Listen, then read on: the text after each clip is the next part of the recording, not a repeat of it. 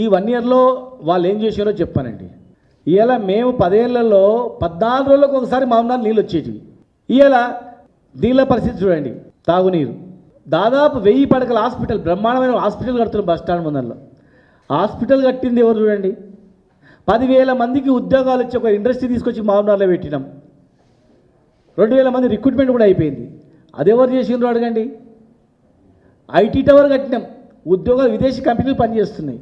అది ఎవరు కట్టిండ్రో అడగండి. 4 దిక్కుల 4,000 డబుల్ బెడ్రూమ్లు కట్టినాం గేటెడ్ కమ్యూనిటీ లాగా. అది ఎవరు కట్టిండ్రో అడగండి. 30 ఏళ్ళ నుంచి బైపాస్ అని టైం పాస్ చేసినారు. ఆ బైపాస్ రోడ్ ఎవరు కట్టిండ్రో అడగండి. ఇప్పుడు భూత్పూర్ నుంచి చించోల్ రోడ్ పని అవుతుంది. అది ఎవరు చేస్తున్నాడు కానీ 20 ఆఫీసులు 20 దిక్కులో ఉండే ఒకే దగ్గర ఒక కలెక్టరేట్ కట్టినాం. అది ఎవరు కట్టినాడు కానీ వర్షం పడితే మామూనారులో 3 ప్రాంతాలు ఎక్కటోళ్ళు అక్కడ ఆగిపోతుంది. బ్రహ్మాండమైన రోడ్ వేసినాం. అది ఎవరు వేసినాడు కానీ జడ్చెల్ల టు మామూనారు 50 మంది చనిపోయారు 50 ఏళ్లలో. మరి అది ఎవరు కట్టినాడు కానీ గంటకు ఒకసారి రైల్వే గేట్ పడుతుంది అప్పనపల్లి దగ్గర 2 బ్రిడ్జిలు కట్టినాం. ఎవరు కట్టినాడు కానీ మన్నెంకుంట దగ్గర బ్రహ్మాండమైన గెస్ట్ హౌస్ కట్టినాం యాత్రికులకు. రోడ్లు వేసినాం. ఎవరు చేసినాడు కానీ మురికి కూపంలో ఉండే ట్యాంక్ బండి బ్రహ్మాండం కట్టినాం. ఎవరు కట్టినాడు కానీ బ్రహ్మాండమైన శిల్పరామం కట్టినాం. ఎవరు కట్టినాడు కానీ 500 గజాల ఒక చిన్న పార్క్ లేకుండే 40-50 పార్కులు కట్టినాం. ఎవరు కట్టినాడు కానీ 2049 ఎకరాలలో ఒక కేసీఆర్ మయూరి ఎక్కువ పార్క్ కట్టినాం. భారతదేశంలో నెంబర్ 1 అది. ఎవరు కట్టినాడు కానీ బస్ స్టాండ్ ముందర 100-150 కోట్లతో టూరిజం హోటల్ స్టార్ట్ చేసినాం. ఎవరు హాయం లేదని చెప్పండి. మన్నెంకొండ దగ్గర ఒక టూరిజం హోటల్ కట్టినాం. ఎక్కడ దగ్గర ఆగిపోయింది. అది స్లాబ్ల వరకు వేయించినాం. ఎవరు చేసినాడు కానీ హన్వాడలో చెక్ డ్యాములు కట్టినాం. బాబునామడలో చెక్ డ్యాములు కట్టినాం. మీ హాయంలో కట్టిన చెక్ డ్యాములు ఏమిటి అదే అడగండి. రైతు బజార్లు కట్టినాం అడగండి. మార్కెట్లు కట్టినాం అడగండి. నేను వారిని అడుగుతా ఉన్నా. ఇంకా చాలా చెప్పడంతో చివరస్తలు నువ్వు మారుదాలు అడుగు తీసి అడిగేస్తే 10 అడుగులు వేస్తే ఇట్లా చూస్తే పడుతుంది. స్టేడియంలో చూడండి, ఇండోర్ స్టేడియం అంతర్జాతీయ ప్రమాణాలతో కట్టినాం. ఎవరు ఇచ్చిన అడగండి. వాలీబాల్ అకాడమీ తెచ్చినాం. ఆర్చర్ అకాడమీ తెచ్చినాం. ఎవరు చెప్పిండు అడగండి. స్టేడియం వాకింగ్ ట్రాక్లు బ్రహ్మాండం వాకింగ్ ట్రాక్లు తెచ్చినాం. ఎంవిఎస్ కాలేజ్ ఒక స్టేడియం కట్టినాం. ఎవరు తెచ్చినాడు అడగండి. 1,00,000 ఉన్నాయి. వాళ్ళు చేయాల్సింది మన్నెంకొండ రోప్వే తెలంగాణలోనే నెంబర్ 1 ఫస్ట్ రోప్వే, ఇండియాలో బిగ్గెస్ట్ హై టెక్నాలజీతో కట్టిన రోప్వే ఫౌండేషన్ వేసి పని స్టార్ట్ అయితే ఆగిపోయింది. సంవత్సరం అయింది. ఒక పుల్ల తీసి పుల్ల పెట్టలే.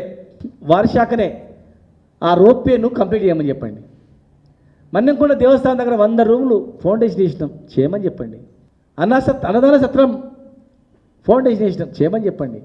2 ఫ్లోర్లు స్లాబ్లు వేసినాం. ఒక హోటల్ చేయమని చెప్పండి. కళ్యాణ మండపం స్టోప్ ఫ్లోర్ వేసినాం, స్లాబ్ వేసినాం. ఇప్పటికట్లే ఉంది. కంప్లీట్ చేయమని చెప్పండి. బస్ స్టాండ్ ముందర బ్రహ్మాండమైనటువంటి టూరిజం కాంప్లెక్స్ స్లాబ్ వేసి పెట్టినాం. అది కంప్లీట్ చేయమని చెప్పండి. ఉట్టిగా మేమేం చేయలేదు అంటే ప్రజలు ఊరుకోరు. మొన్నటి వరకు మా పార్టీలోనే ఉన్నది కదా ఆయన. కాంగ్రెస్ పార్టీలోనే ఉట్టి పెరిగిందా? మళ్ళీ మొన్నటి వరకు మా పార్టీలోనే ఉండే కదా. మా పార్టీలో మంత్రి కూడా వేసిండు కదా. మరి 10 ఏళ్ళలో ఏం చేయలేదంటే ఆయన ఏం చేయనట్లే కదా. ఆయన అంతకు ఆయన ఏమనలే కదా. 10 ఏళ్ళు అధికారంలో ఉన్న మేము 10 ఏళ్ళు ఉన్నప్పుడు మా పార్టీలో ఉన్నాడు. 5 ఏళ్ళు మంత్రిగా ఉన్నాడు కదా. మరి ఆయన జిల్లాలో కూడా డెవలప్ చేసిండు కదా. ఎట్లా చేసిండు? భూములని చేసిండా? మా గవర్నమెంట్లో ఇచ్చి చేసిండా? తప్పది. ఒక బాధ్యతలుగా మంత్రి నేనైతే ఇన్లే అని నువ్వేం చేయలేదన్నది ఇన్లే. మీరు చెప్పిద్దాం నేను చెప్తున్నా. ఒకవేళ ఆ మాట అంటే మాత్రం చాలా తప్పు అవుతుంది. మేము ఏమంటలేము.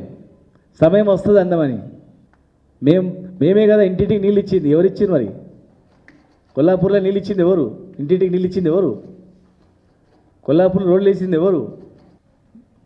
నగర కర్నూలు పార్లమెంట్లో దుస్థితి ఎట్లుండే? కేరళ నీళ్ళు ఇచ్చింది ఎవరు? మా సీనియర్ నాయకులు జయపాలన్నగా ఆయన 40 ఏళ్ళ నుంచి అల్లాడుతున్నాడు. మరి ఇప్పుడు వచ్చినాక నీళ్ళు వచ్చినాయి కదా. ఏదో తెలంగాణ జై తెలంగాణగానే టెంకాయ కొట్టిండ్రు. మళ్ళీ జై తెలంగాణ కూడా చనిపోగానే కాలు పోయినరు. ఉట్టుటి యాక్షన్ చేసింది. ఇప్పుడు ఇలా మన రాష్ట్రం కనుక ఇవాళ ఈ రాష్ట్రంలో ముఖ్యమంత్రి అయ్యిండు అంటే తెలంగాణ తెచ్చినందుకే తెలంగాణ ముఖ్యమంత్రి అయ్యిండు కదా. ఇంతమంది 100% మంత్రులు తెలంగాణ వాళ్ళు ఉన్నారంటే అప్పుడు 5వ 4 వాడేస్తున్నారు బిచ్చమేసినట్ల. దానికి ఆశపడి అందరూ దల్లాడుతుంది. ఇవాళ అందరికీ 100% మంత్రులు ఉప ముఖ్యమంత్రి ముఖ్యమంత్రి ఇవాళ ఉన్నామంటే తెలంగాణ తెచ్చుకున్నందుకే కదా.